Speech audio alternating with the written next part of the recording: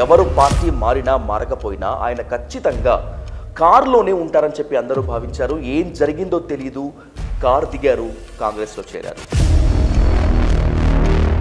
ఇప్పటి వరకు మీరు చాలా ఇంటర్వ్యూలు చేశారు, బట్ ఈ ఇంటర్వ్యూ మాత్రం అలా ఉండదు. ఎందుకంటే this is completely truth and dare game. టీఆర్ఎస్లో ముఖ్యంగా కేసీఆర్ కేటీఆర్తో ఎక్కడ చెడింది, ఎందుకు చెడింది మీకు? 8 సంవత్సరాల పార్టీలో కూడా వాళ్ళకి నచ్చట్లేదు. త్యాగం అనేదానికి, ఓపిక అనేదానికి కూడా ఒక అర్థం ఉంటుంది కదా. ఉప్పల్ ఎమ్మెల్యే టికెట్ గనక మీకు టీఆర్ఎస్ నుంచి ఇచ్చి ఉంటే ఎట్టి పరిస్థితుల్లో కారు దిగేవాళ్ళు కాదు. I am right are not?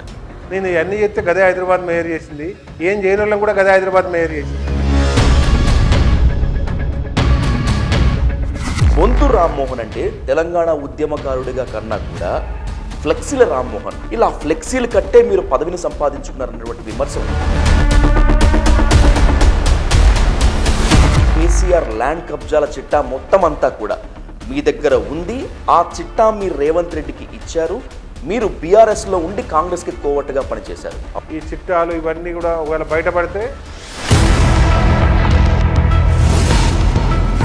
ఎన్ని కోట్లు మీరు వెనకేశారు హైదరాబాద్ మేయర్గా పనిచేసినప్పుడు? నేను మేయర్ అయినప్పుడు 2 కోట్లు కొట్టించుకున్నా, ఇంతవరకు నేను వేసుకోను. వేసుకునే కోట్లు కాదు, సంపాదించుకునేటువంటి కరెన్సీ నోట్ల కట్టల గురించి మాట్లాడుతున్నాను.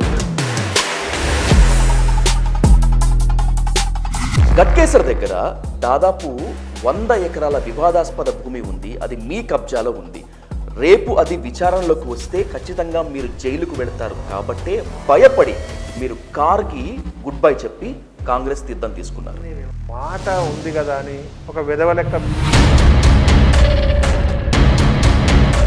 హైదరాబాద్లో కొండాపూర్కి సమీపంలో, అంటే కానామెట్కి దగ్గర, ఇట్స్ నియర్ టు హైటెక్స్, ఓ 40 అంతస్తులు ఉన్నటువంటి అపార్ట్మెంట్ మీరు కట్టారు. అత్యంత సామాన్య కుటుంబంలో వచ్చినటువంటి మీరు హైదరాబాద్ మేయర్గా ఉండి దాన్ని ఎలా కట్టగలిగారు? అల్లావుద్దీన్ అద్భుత దీపం ఏమన్నా ఉందా మీరు చెప్పిన దాని ప్రకారం? నేను ఏమంటానంటే, నీ దగ్గర వైట్ పేపర్ ఉంటే నేను సంతకం పెట్టిస్తా. ఆ 40 ఫ్లోర్ల బిల్డింగ్ ఏదైనా ఉంటే నువ్వు తీసుకొని. మీది ప్రేమ వివాహం కదా. ఏబీవీపీ లీడర్గా ఉన్నప్పుడు మీరు ప్రేమకు వ్యతిరేకం కదా మీరు. అలాంటిది అసలు మీరెలా ప్రేమించారు? మీ ప్రేమ ఎలా సాధ్యమైంది? మహిళల నుంచి వాళ్ళని ట్రీట్ చేసేటప్పుడు, వాళ్ళతో మాట్లాడేటప్పుడు బూతు లేకుండా మీరు వాళ్ళని ట్రీట్ చేసేవాళ్ళు కాదు అనేటువంటిది మీ మీద ఉన్నటువంటి ప్రధానమైనటువంటి ఆరోపణ. నాకు కరెక్ట్ అనిపించలేదు. నేను ఆన్ రికార్డే చెప్తాను.